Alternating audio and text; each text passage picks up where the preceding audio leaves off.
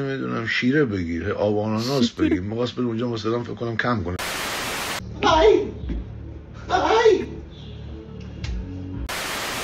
قدیر اون ساختمون بره تو کون من اگه دروغ بگم. سلام بچه‌ها، خوش اومدید به چنل صبح گنگ هستم و اومدیم که با هم دیگه یه ویدیو ریاکشن دیگه بگیریم و باز هم اومدیم این بار همراه با آیسان اسلامی. میخوام که با هم دیگه ویدیو ریاکشن بریم به آیسان. بریم بیان که با هم دیگه ویدیو رو ببینیم. حاضر یا نه؟ 1 2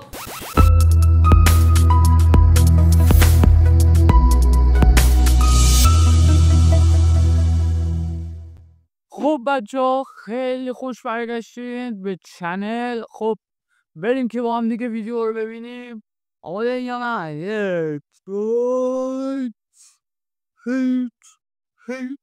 این بیشبیلک که خیلی بالا اگه از اذیت کننده بیارم یه نمه پایین تر خودم راحت باشم. خب و اینکه لایک، کامنت و سابسکرایب فراموش نشه و اینکه مرسی که ویدیوهاتون رو برای ما به تلگرام و اینستاگرام ما میفرستین و مرسی که نظرات خاص خودتون رو میدید، چه خوب چه بد. نوکرم، چاکرم، مخلصم، فدات بشم، عشق منی. که ویدیوهاتون رو اگر دوست داشتین بفرستین به آیدی تلگرام و آیدی اینستاگرام. خب بریم دیگه، زر نزد. خب بریم اولی. میگه قدیر چطوری پیدا شد؟ فوق خنده‌دار. بریم. یعنی اگه 6 روز دیگه قدیر رو پیدا نمی کردیم، به روح مادرم قسم اینا خودشون این خونه بیرون میکردن، میگفتن بیا برو با گاییدی خودتو بابا. یعنی خودشون میگفتن آقا این 6 روز ما اینو دزدیدیم، میگه آب آناناس برای من بگیرین، نمیدونم آب پرتقال برای من بگیرین. مثل این فیلم ها دیده بودن که باید مثلا از گروگان خوب رفتار بکنین که پسرش پول بده. من خودم داشتم اسکی میگردم، به آرش گفتم خودم پول کجا بود؟ کسخولی مگه؟ فهمیدی چی شد؟ انقدر بدبختا رو دوشید، هی نمیدونم شیره بگیر، هی آب آناناس بگیر. می‌خواست بره اونجا مثلا فکر کنم کم کنه، فکر کنم کمپ اونجا. روز ششم میزینگه مامور آگاهی رفتن، میگه آقا بیا اینو بگیم ببرین گایید، با ما هرچی دوزیای قدیمی هم کردیم داریم برای این خرج می‌کنیم. فهمیدی چی شد؟ قطیر رو اینجوری شد پیدا شد. به روی مادرم قدیر هم یه خورده اینجوری که آیسان تعریف میکنه از این ژروفریاه، مثلا نازی آقای من فلان میخوام و آی من خاویار بیاریم. چیه دینگ دینگ میکنن ایرپا بمونه.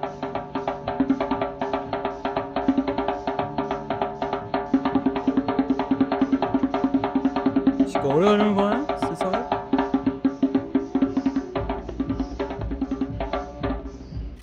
2000 years later.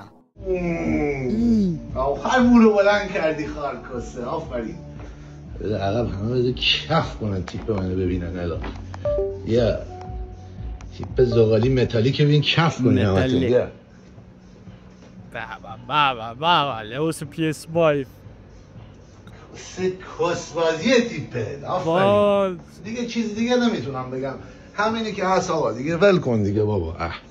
عالیه تیپ. برو بیا. نه خدایی تیپ آسیز 5 PS5 چیز موندلاگای من اینجا هست، بیارم بکنم. نه دیگه کابلو که نمیتونم بکنم. حالا آقا خواستم چوسی بگم آقا ما هم داری درک که داری استفاده نمیکنی، چه فایده نداره. چرت و پرتا چیه؟ بادکلونو کجا باید بزنی؟ کجا؟ خیلی بچه ها گیر داده بودن مراحل آماده شدن منو ببینن.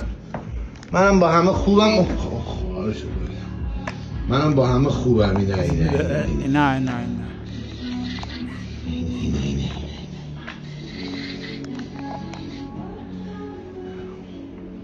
موی درست کنم الان، روی همه رو کم کنم، اینو زیاد بزنی. حساب نیست، تو به مو تربیت کننده اینا میرسی، موت از من بلندتر شد.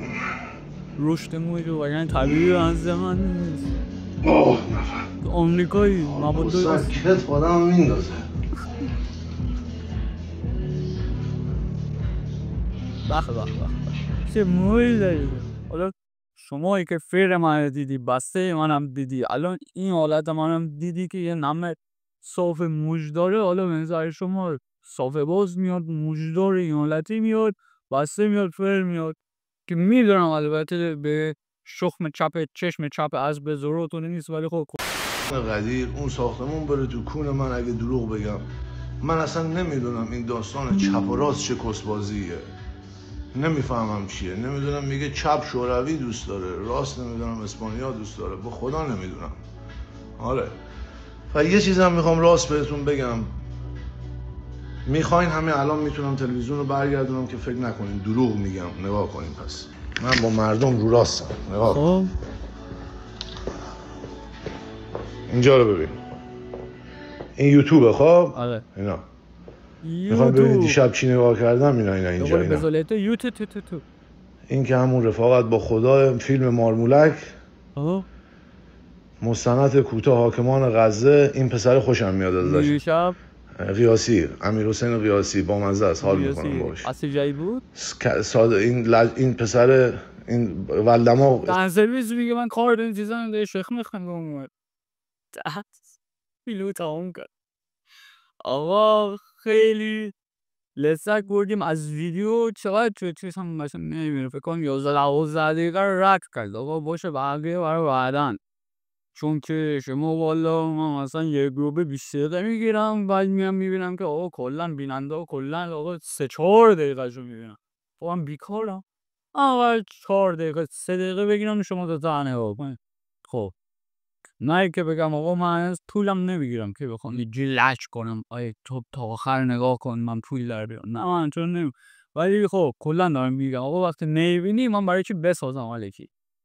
ولی واسه همین یه 10 دقیقه 15 دقیقه 12 دقیقه حالا یه خورده پرتی داره، ولی خب میگیرم که حالا بازم به چی بشه دیگه، تایم بالا نمیگیرم.